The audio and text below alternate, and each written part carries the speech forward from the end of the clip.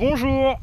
Alors nous sommes actuellement sur un territoire qui appartient à la famille à Julien, en bordure de forêt d'Orléans.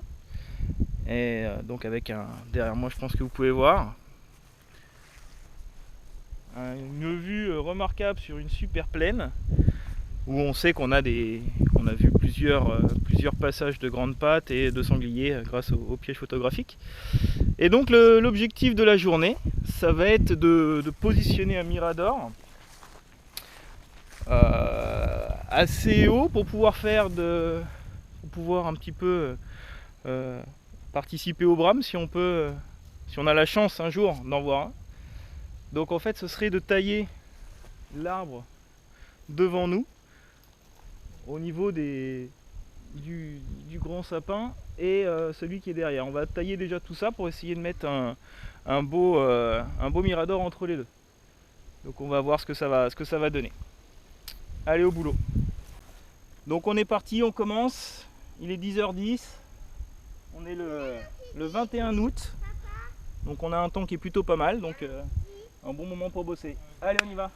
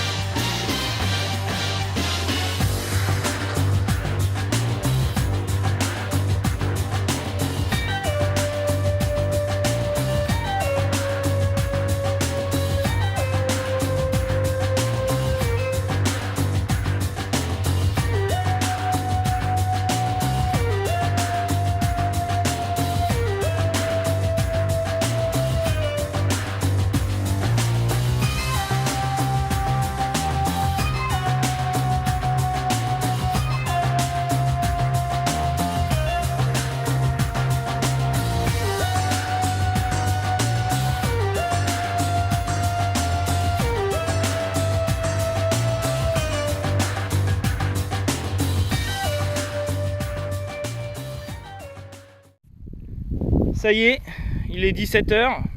On a terminé de faire notre mirador, notre poste d'affût. Donc on a mesuré la hauteur, c'est 5,10 m en haut de la rambarde. Donc avec une vue plutôt sympa. On va aller voir ça de plus près, comment ça a été fait.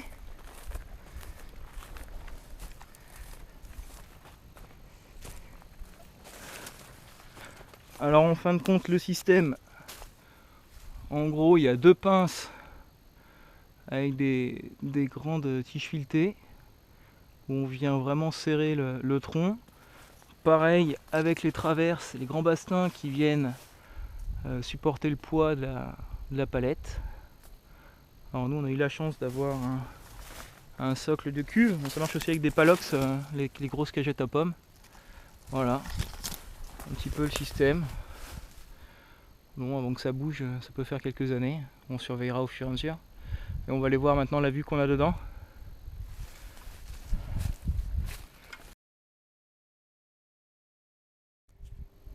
Donc ça y est, on a fini l'ascension.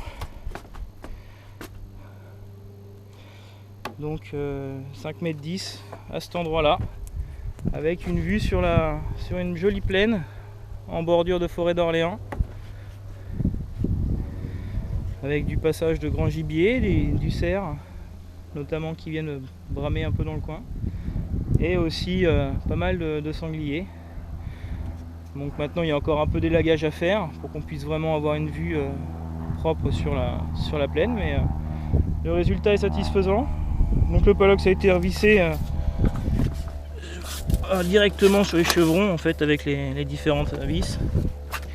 Comme il y a une traverse en inox et en ferraille renforcée au milieu, on n'a plus qu'à mettre un gros point, gros percé au milieu, et un gros percé au milieu, ce sera parfait. Voilà, donc là on est quand même sur quelque chose qui est assez costaud, qui bouge pas. Maintenant, il reste à espérer qu'il dure dans le temps. On va essayer de mettre un petit coup de peinture pour enlever, pour changer un peu la couleur jaune fluo des bastings traités, et puis voilà, on aura fait un joli boulot avec mon ami Julien.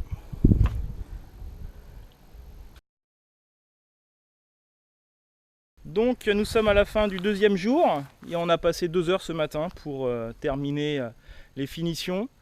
On a lasuré légèrement les bastins, on a fait fabriquer une échelle et puis renforcer un petit peu la structure. Donc on va aller voir ça.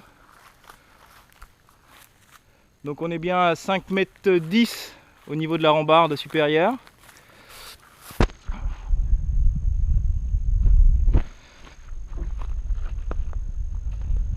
Et donc on a coupé les arbres qu'on avait sous la main pour faire une échelle.